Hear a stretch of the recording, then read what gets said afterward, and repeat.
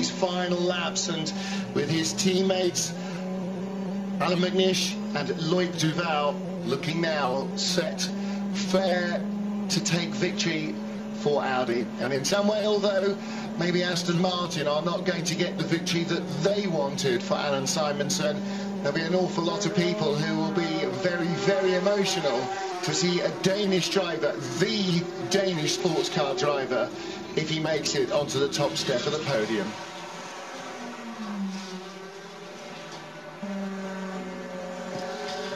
And I think that we're very confident here and in the Audi camp that Tom Christensen will be trying very hard to win this race for his friend Alan Simonsen. They were very close friends. I'm sure this has been a very difficult race for him, as it has been for every driver that's here, and really for all of us here.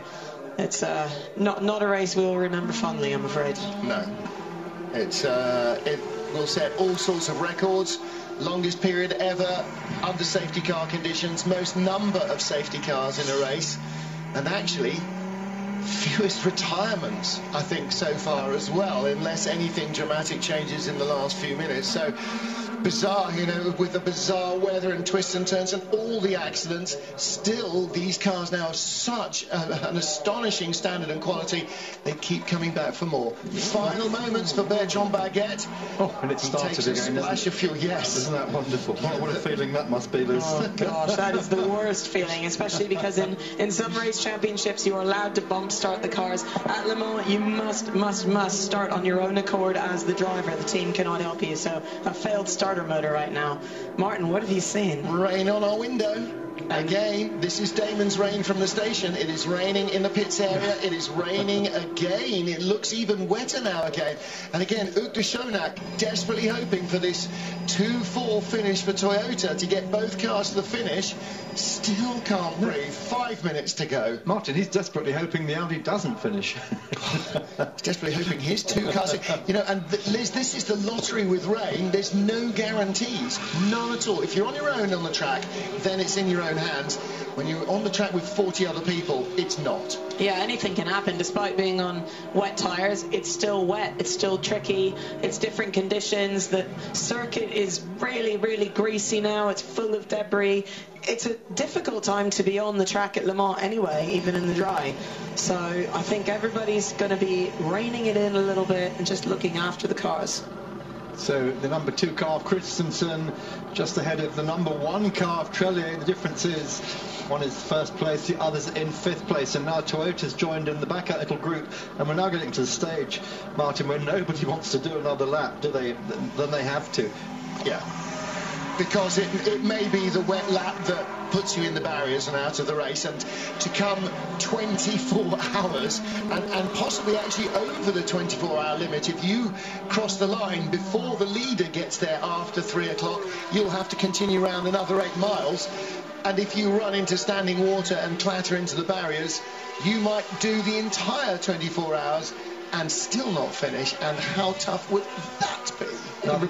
Yeah, the only thing Bramy can do now, he's in the 3rd car in this group of prototypes. If he can unlap himself, at least he would finish on the lead lap, which there is some honour in that, Liz. Yeah, no, there definitely is. I'm not sure if that's going to be their goal at the moment. I think based on what happened in the number 7 car and the current conditions, they're just going to be looking after the car.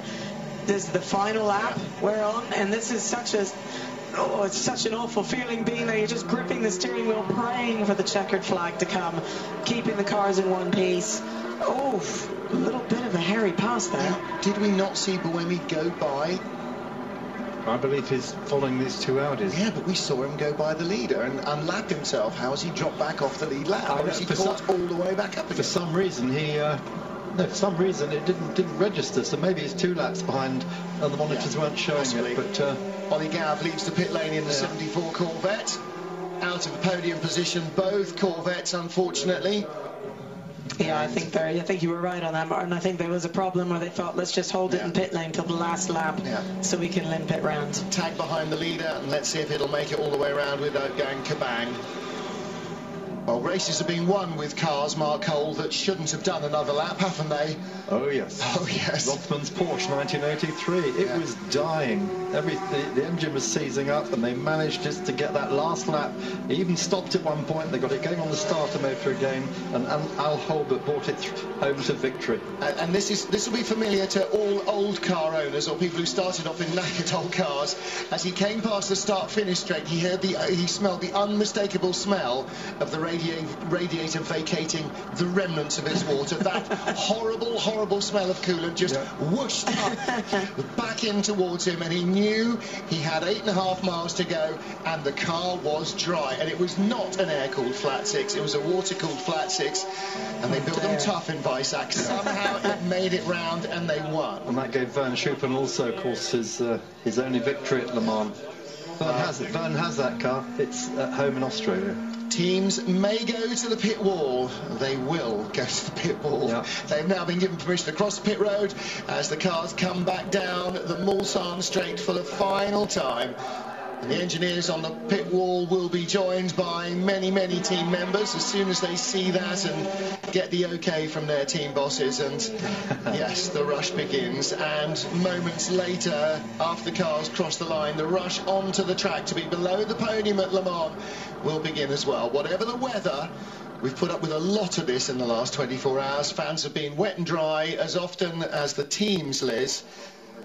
But this moment of celebration, this moment of jubilation at the end of this enormous achievement is always to be celebrated. Yeah, and I think especially this race with everything we've been faced with the tragedy, the hard-fought racing, the difficult conditions, everything, I think the teams are going to be more exhausted than they ever have been before. And it's just a different Le Mans. It's not going to finish the way we always do. It hasn't flowed, has it? No, it hasn't. Yeah. It's not, like I say, it's not a Le Mans to remember fondly, I don't think. Good call from Gary Paravani. He says the number 8 slowed down to let the leaders go by him, so he didn't have to do another lap. And very good point, of course, yes. Good. Well spotted. Yeah. That well spotted you, Martin, because you said you thought that... No, he absolutely passed him for the lead, and then we heard, you know, look after your tyres in case it rains again. And, OK, he dropped back when Liz was talking, pay attention. Well, I can't watch the screen when Liz is talking because I'm magnetically attracted to listen to her. So Christensen leading the last lap. Bertrand Baguette leading P2 on the last lap. Richard Lietz for Porsche, Porsche 1-2, and what a return to Le Mans after 14 years with no factory team here.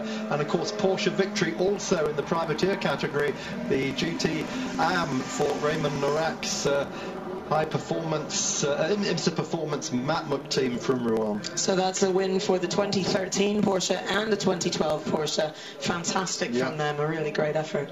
Well, no puncture this time, no dramatic sideways moments caught by the onboard camera, but it will be a 4th second place finish at Le Mans for Toyota. Thinking of Ukyo Katayama's dramatic late race charge to try and catch the winning Audi that was defeated by debris and a puncture.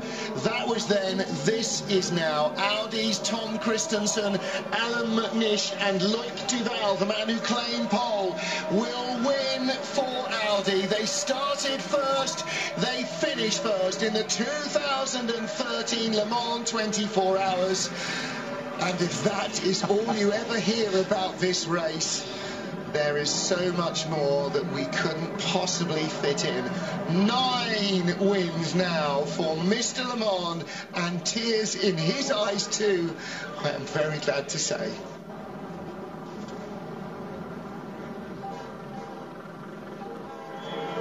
Alan, your 3rd victory here, how much does that mean to you? Fantastic. It is, for everybody at Audi Sport, it was a tremendously difficult race, there's no question about it. For Tom, Loic and I and our engineer crew, we've had a fantastic start to the season, and it's just so beautiful. 3's a much nicer number than 2, especially when it's wins at Le Mans. Thank you very much. Of course, that car started this race at 1 point ahead in the World Championship. Double points for the win to add to Silverstone. And we just saw our GTE Pro winner finishing as well. Porsche 1-2 in the GTE Pro class. Oak Racing 1-2, and a Nissan engine 1-2-3-4 in LMP2 as Dr. Ulrich does a Senna stroke Mansell and hitches a ride. And in the GTE AM class, it will be Jean-Carl Vernet who takes victory because Alonso Carte in second has already crossed the line and must go round again to finish. Marco Ciocci